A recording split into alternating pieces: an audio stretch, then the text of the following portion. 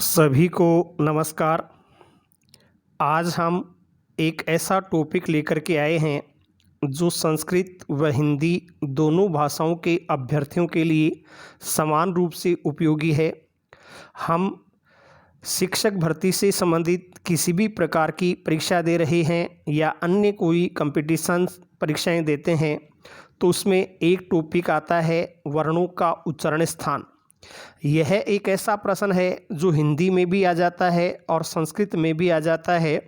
तो इस टॉपिक को हम कैसे तैयार करें उसके ऊपर आज का हमारा यह वीडियो आधारित रहेगा। वर्णों के उच्चारण स्थान क्या होते हैं, कैसे उनको हम ज्ञात कर सकते हैं और परीक्षा में इस प्रश्न को बिल्कुल हम सही हल कर सकते हैं। तो आइए देखते हैं अपन वर्णों के उच्चारण स्थान क्या है, वर्ण उच्चारण स्थान क्या है, कहाँ से बोले जाते हैं। देखिए, जब भी हम किसी वर्ण का उच्चारण करते हैं तो हमारे मुख का कोई एक अंग विशेष रूप से सक्रिय हो जाता है, बहुत अधिक गतिशील हो जाता है। तो जिस वर्ण का उच्चारण करने पर जो अंग सबसे ज़्यादा सक्रिय या क्रियाशील होता है वही अंग उस वर्ण का उच्चारण स्थान भी मान लिया जाता है। जैसे अन्य वर्णों को तो हम नहीं समझ सकते हैं, लेकिन पै वर्ग के वर्णों को आप बोलकर देखें। पै वर्ग के वर्ण हैं पै, फै, बै, भै, मै। इन वर्णों का जब हम उच्चारण करते हैं तो हमारे दोनों होंठ आपस में चिपक जाते हैं। जब तक हमारे होंठ नहीं चिपकेंगे तब तक इन वर्णों का उच्चारण संभव ही नहीं होता है।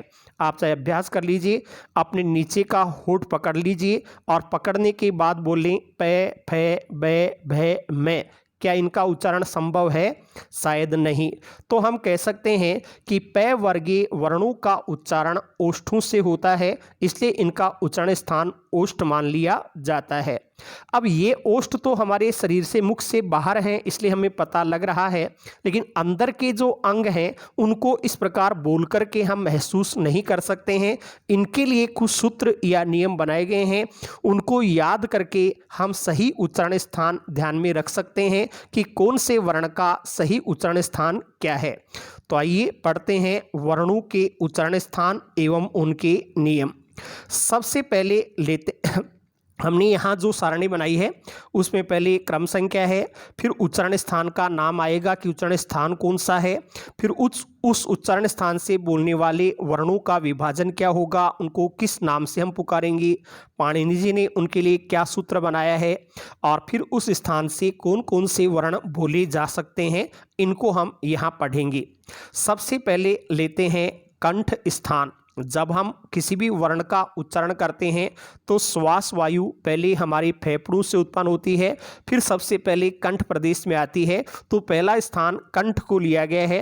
कंठ उच्चारण स्थान है, उससे बोलने वाले वर्ण कंठे वर्ण कहलाते हैं। कंठ से जो वर्ण बोलेंगे उनको हम कंठे वर्ण कहते हैं।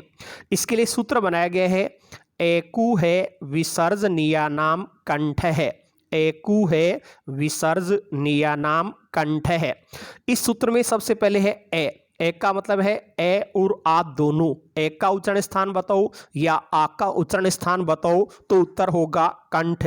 फिर है कु का मतलब है कै वर्गीय वर्ण, कै वर्ग के वर्ण कै, खे, गे, घे, गे। इन सब का उच्चारण स्थान भी कंठ होगा। फिर है का उच्चारण स्थान बताओ तो कंठ माना जाएगा। फिर विसर्ज का मतलब है विसर्ग, कि विसर्ग का एह का उच्चारण स्थान क्या होता है तो वो कंठ माना जाता है। तो ए कु है विसर्जनीयानाम कंठ है। ए आ के वर्ग के वर्ण है और विसर्ग का उच्चारण स्थान कंठ माना जाता है, कंठ होता है। यहाँ विसर्ग के संबंध में एक चीज और ध्यान रखनी है। विसर्ग जिस स्वर के साथ लगा होता है उसी के अनुसार उसका उच्चारण स्थान माना जाता है। जैसे ए के साथ में विसर्ग लगा है तो यहाँ विसर्ग का उच्चारण स्थान कंठ माना जाएगा, क्योंकि ए का उच्चारण स्थान कंठ होता है।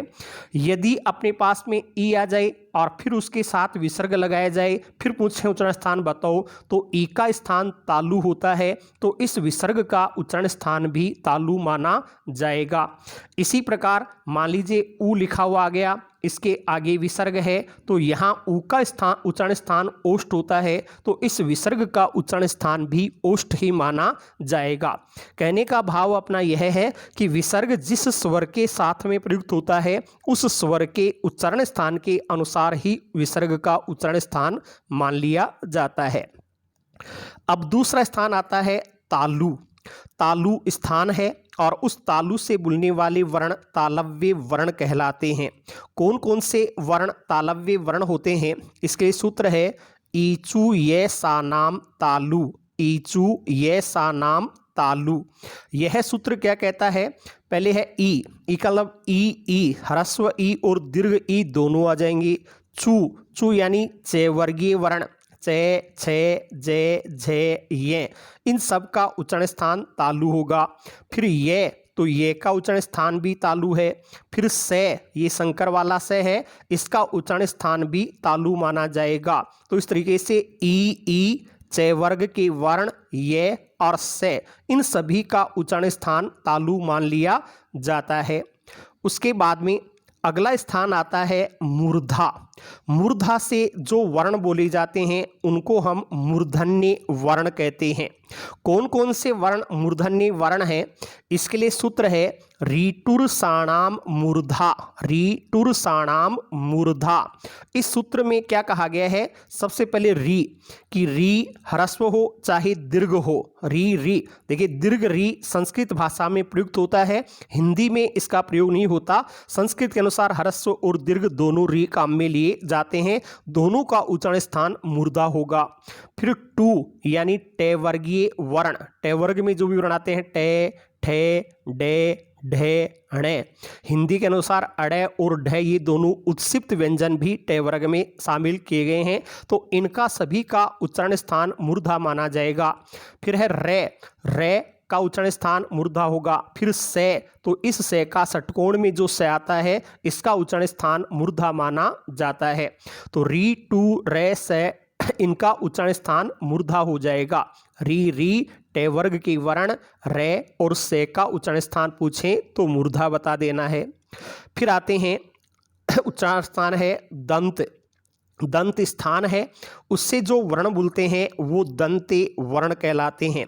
कौन से वर्ण दंते वर्ण होते हैं, सूत्र है लृतुलसानाम दंताः, लृतुलसानाम दंताः। इस सूत्र में सबसे पहले है लृ संस्कृत का एक स्वर है, हिंदी में इसका प्रयोग नहीं होता, लेकिन लृ का उच्चारण स्थान पूछें तो दंत बताना है। तू यानी ते वर्गीय वर्ण, ते थे दे धे ने, इन सब का उच्चारण स्थान दंत होगा। फिर ले का उच्चारण स्थान भी दंत है, और से सर्प का से है, सीकर का से है, इसमें उच्चारण स्थान दंत माना जाता है। लृ ते वर्गीय वर्ण ते थे दे ने, ले और से का उच्चारण स्थान हमें दंत बताना है। अब यहाँ ध्यान दीजिए, तीन हम सकार काम में लेते हैं, उनको उनके उच्चारण स्थान के आधार पर ही नाम भी दिया गया है। जैसे सलगम का जो से है वो तालु से बोला जाता है, तो इस से को हम तालव्य से कह देते हैं।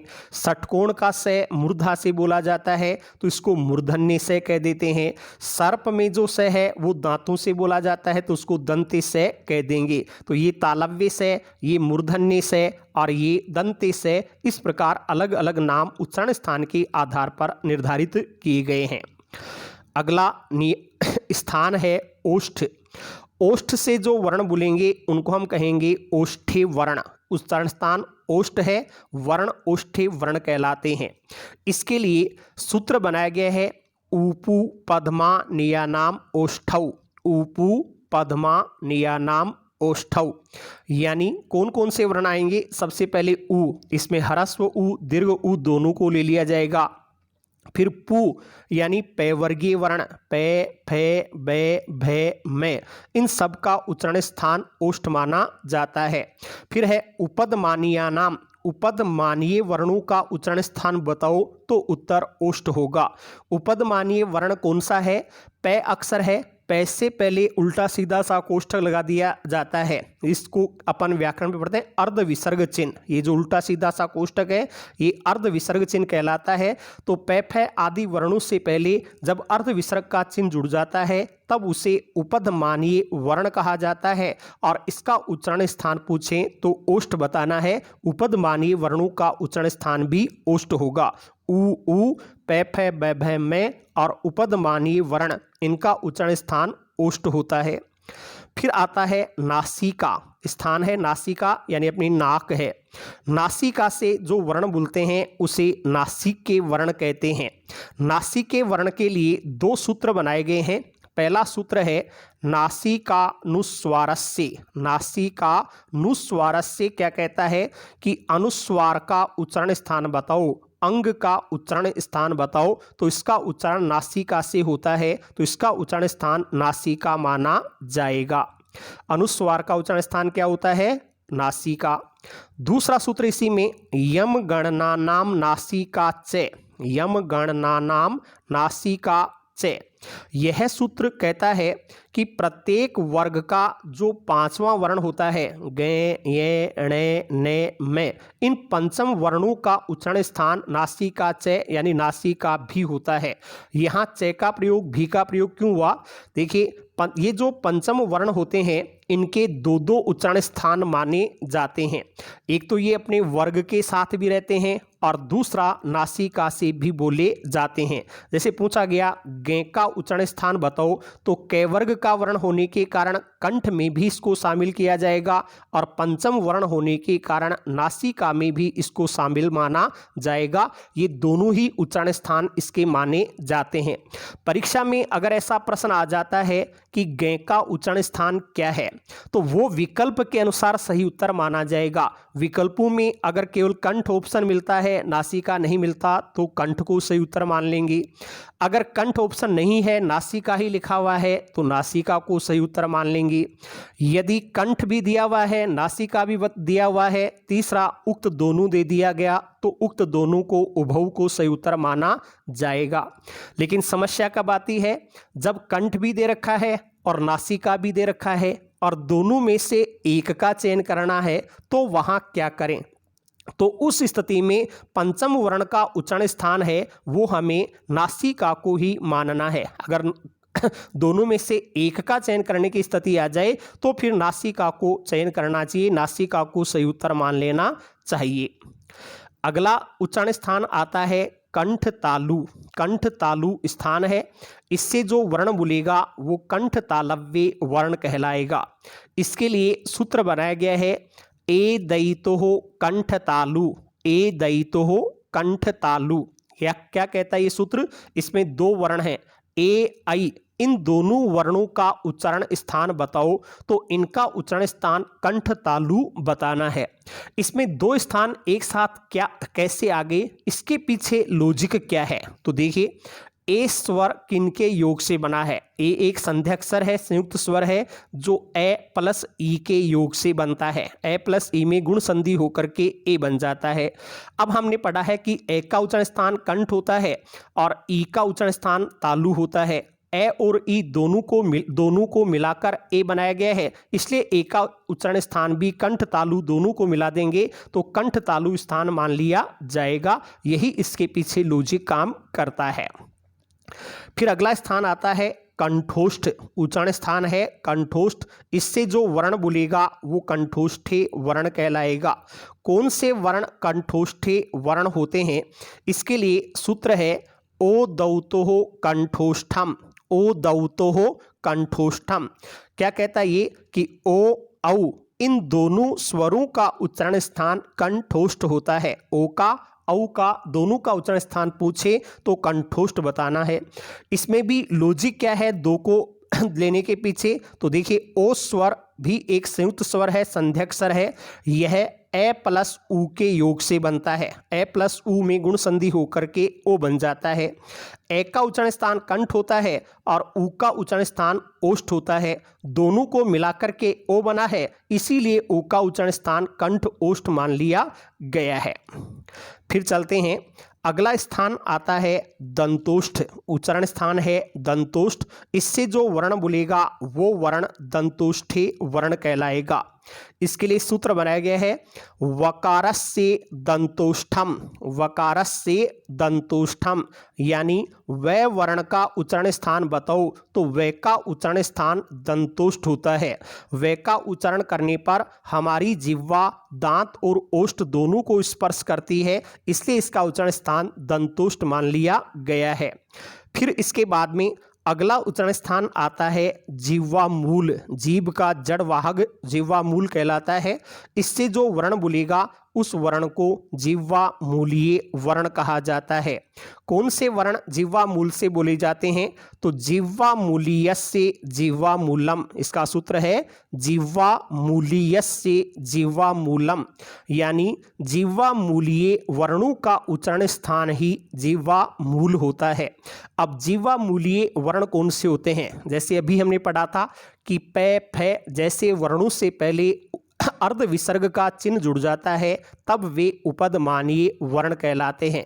ऐसे कै ख जैसे वर्ण होते हैं, इनसे पहले अगर अर्ध विसर्ग का चिन्ह जुड़ जाता है तब इनको जिह्वा मूलीय वर्ण कहा जाता है और ऐसे जिह्वा मूलीय वर्णों का उच्चारण स्थान ही जिह्वा मूल माना जाता है। तो ये कुल 10 प्रकार के स्थान अलग अलग सूत्रों के द्वारा पाणिनि जी ने प्रतिपादित किए हैं। सूत्रों को याद करके हम इनको अच्छी तरीके से याद कर सकते हैं। अब समस्या आती है, प्रश्न आता है कि उच्चारण स्थानों की संख्या कितनी मानी जाए। इसके लिए विद्वानों के अलग अलग मत माने जाते हैं उच्चारण स्थानों की कुल संख्या के संबंध में। सबसे पहले हम लेते हैं पाणिनीय शिक्षा को। पाणिनीय शिक्षा के अनुसार उच्चारण स्थानों की संख्या कितनी होती है, ऐसा प्रश्न आता है। तो पाणिनीय शिक्षा के अनुसार उच्चारण स्थानों की कुल संख्या 8 मानी जाती है। 8 उच्चारण स्थान होते हैं। 8 स्थान कौन कौन से माने गए हैं, इसके लिए एक श्लोक है। अष्टौ स्थानानि वर्णानाम ऊरः कंठः शिरस तथा। अष्टौ स्थानानि वर्णानाम ऊरः कंठः शिरस तथा जिह्वा मूलम च दन्तश्च नासिकोष्ठौ च तालु च। जिह्वा मूलम च दन्तश्च नासिकोष्ठौ च तालु च। इस श्लोक में 8 उच्चारण स्थानों के नाम लिखे गए हैं। वो कौन कौन से लिखे गए हैं, पहला है ऊरः ऊरः, फिर है कंठ है कंठ, शिरः शिरः यानी मूर्धा जिसको हम पढ़ कर कहें वो शिरः है, फिर जिह्वा मूल, उसके बाद में है दंत, नासिका, ओष्ठ और तालु। ये 8 उच्चारण स्थान पाणिनीय शिक्षा के अनुसार माने गए हैं। इनमें से ऊपर सारणी में कंठ, मूर्धा, जिह्वा मूल, दंत, नासिका, ओष्ठ, तालु ये तो हमारे सामने आ गए। ये ऊरः क्या है, ऊरः कौन सा स्थान होता है और इसमें कौन से वर्ण शामिल माने जाएं।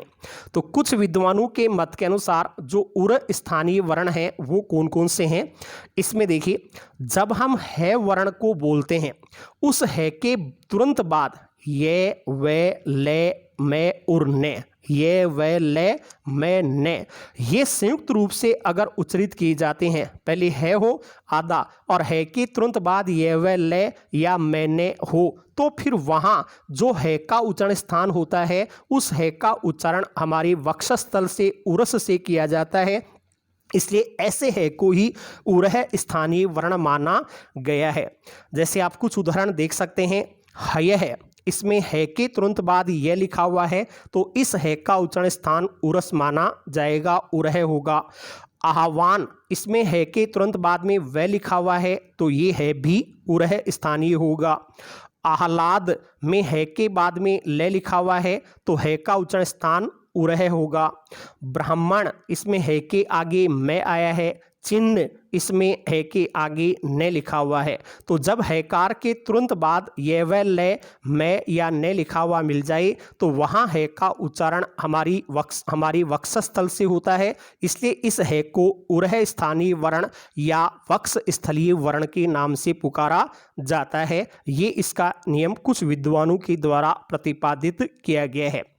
यहाँ जो देखिए, यहाँ प्रस्तुत सभी उदाहरणों में हैकार के तुरंत बाद ये व ले में ने का प्रयोग हुआ है, अतः यहाँ हकार का उच्चारण स्थान उरस यानी वक्षस्थल माना गया है। डॉक्टर भोलानाथ तिवारी जैसे विद्वानों ने ऐसे है को स्वर यंत्र मुखी वर्ण भी कहा है, किसको स्वर यंत्र मुखी वर्ण के नाम से भी पुकारा जा सकता है। रीट परीक्षा के लिए तो इतना जानना पर्याप्त है, लेकिन आप और भी बड़ी परीक्षाओं की तैयारी कर रहे हैं तो इसी टॉपिक से संबंधित जुड़े हुए कुछ और प्रश्न भी किए जा सकते हैं।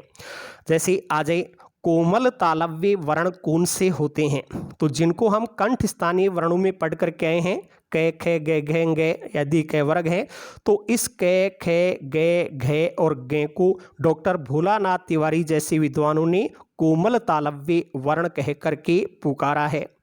तो फिर कठोर तालव्य वर्ण कौन से हैं?